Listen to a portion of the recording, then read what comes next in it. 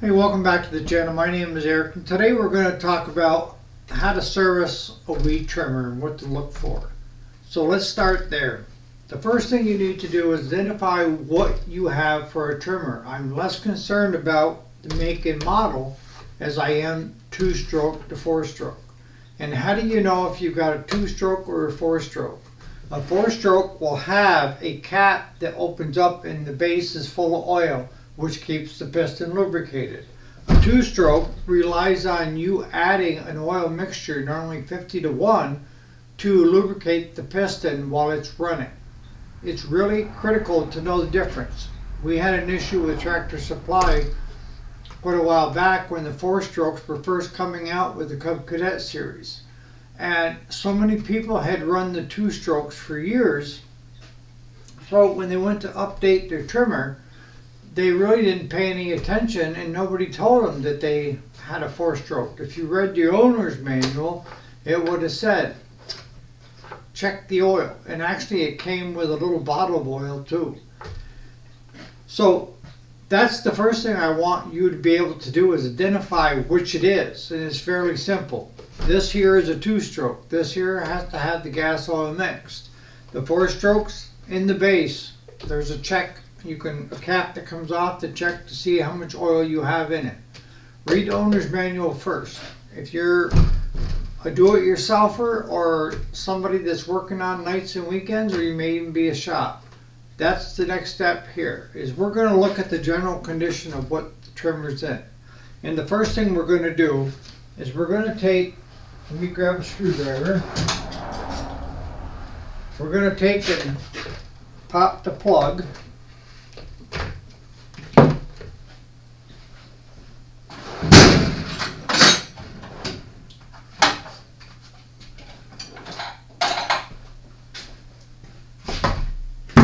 And I'll tell you guys, I swap plugs just about every time. It's a 3/4. We're going to use this extension. This here is a handy set you can get from Harbor Freight. They're a little pricey, I think around $70. But if you're running a shop or you're doing a lot of these, it's well worth the investment as far as I'm concerned. I am not a spokesman for Harbor Freight or anybody else. I just call them like I see them. Alright, so the first thing we're going to look at is the general condition of that plug. And a couple things I'm looking for. If it's really carboned up, that tells me that this here has been running too rich. And I'd rather see it run too rich than too lean. And the other thing I'm looking for is the plug wet. You know, if it's wet, is it gas wet or is it water wet? Take that out. You notice I haven't tried to start it yet, because I'm going to go through a process that you should be doing every time, whether it's a trimmer, lawnmower, tractors. You want to find out what the baseline is. And I can tell you right now that most of these that are the older trimmers need at least 100 PSI. I always said 90, but I think Jason's more on it to get a better running, because at 90 it will run, but it won't run that well. And on a two-stroke, there are no valves, nothing you can adjust. If it's not got the compression, that means the rings are gone or the jug is scored. You can go out and buy kits to rebuild them, but if you're doing it yourself, for yourself, a lot of times then it's reasonable. But I've got a chainsaw over here that's all apart, and we just ordered in a new jug, new piston, new rings, and we spent a couple hours just getting it tore apart, getting that on, only to find out that the boot part had a rip in it. So I ordered that this morning, and that's sitting over there again. But what we're going to do here is we're just going to simply, we don't need to turn it on or anything like that. We're just going to take and have this sitting here. So,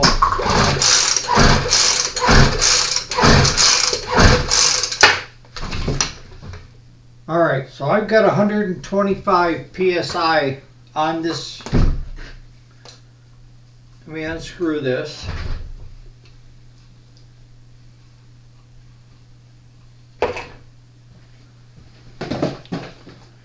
I don't know if you guys can see this, but that's where it's at. Just below 125. So we know that it's got enough compression to run. So the next thing would be, does it have fire? Now, looking at it, it looks like it's a little bit damp. So I'm going to go ahead and put a new plug in just to see what's what here.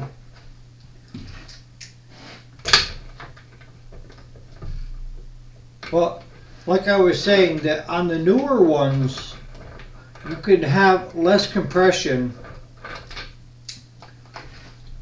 because they have the automatic relief systems in them.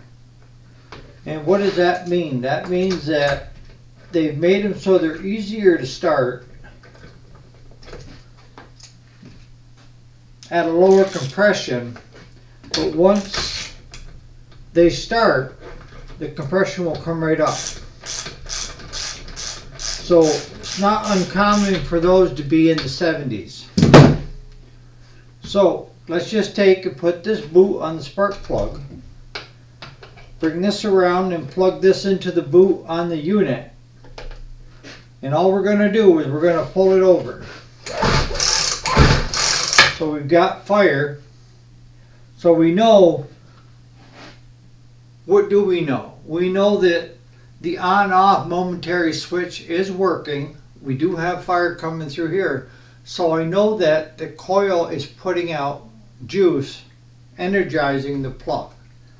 Alright, so let's pop that off.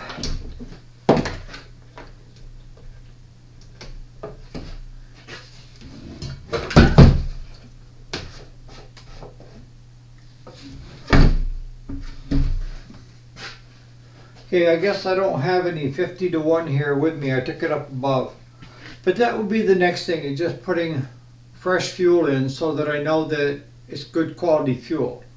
And once I do that, the last thing I'm going to do is replace the air filter or blow it out.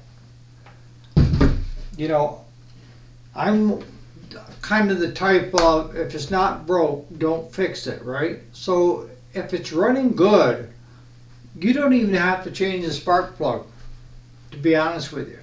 I recommend that you do blow out the air filter. If it ran last year when you put it up, there's not a lot of maintenance to these units. You can take down on the head, there's a spot where you can actually lubricate the head on some of the models. The other thing that people talk about is how to string a weed trimmer. I can show you that here in just a minute at the end of the video. But there's not much to these, okay? It's, if the carburetor is off, how do I put this? Alright, a lot of you guys that are watching the channel are do-it-yourselfers, you're working nights and weekends to make a few extra bucks doing it.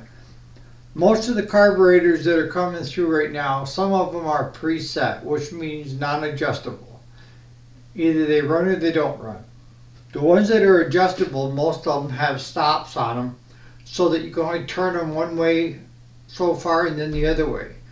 And a lot of times that doesn't clear it up. If you're having problems with that, where you feel you need to adjust the jets and everything, my recommendations would be pull the carburetor off, tear it apart, get it clean, throw it in the ultrasonic cleaner after you take the gaskets off, and let it do its thing. Just let it clean everything out, and then when you get done with the ultrasonic cleaner, take carb cleaner or compressed air and just blow through every orifice to make sure everything is clean. And while you're doing that, take tabs off from the adjustments if it does have high-low jets on it, and take those right out, clean them up. But a starting point is take them all the way in until they touch, until you don't torque them, just till they come to a snug, and then back them at a full turn and a quarter on both, and then start your adjusting there. I can do pretty much by ear. You know, I've been doing it for so long that I know what a saw is supposed to sound like and how fast it's supposed to react and everything. A trimmer. Chainsaws do all the same thing. Okay? So, if you have any questions, put them in the comments and I'll put how to do a trimmer, the easiest way how to string a trimmer right now. The other thing is trimmer heads. There's a lot of different types of trimmer heads out there, but I get this question quite a bit is, how do I string a trimmer head? What's the easiest way? I've seen guys cut two separate strings and try to go at it that way. So we just want to pop this apart, and you guys know that there's holes in here. So you go into that hole with one end. This is not cut, it's one loop. And then I want you to go into the other side, go right in, and then you're simply just going to wind this on. I'm not doing anything special, but just keep each twine in its right spot. And as you go, you're going to come to where you get to the end of this, and then I'll show you what we're going to do.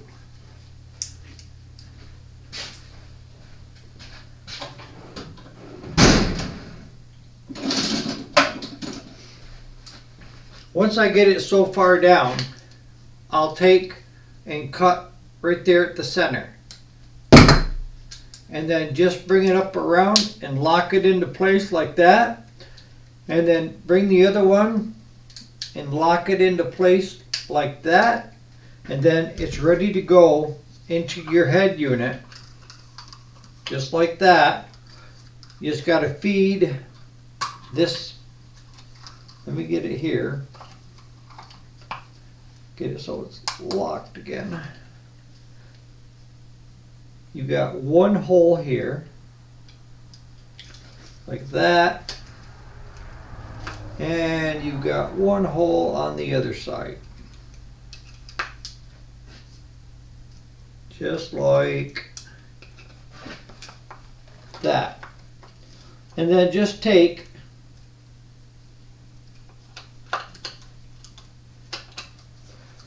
drop it down in, give her a tug, and that'll take it off the hook. Same thing on this side. Put it back onto your trimmer, or you can leave it on your trimmer and just take the bump knob from the bottom off and then just simply bolt it back up. That's how you do it. If you find that you use this weed trimmer a lot, you can use WD-40 or vegetable oil. Just pour a little bit in there before you get ready to use it every time, and that'll keep that from sticking and causing it to where you hit it and nothing comes out. So on that note, you guys have a great day. Thanks so much for watching the channel.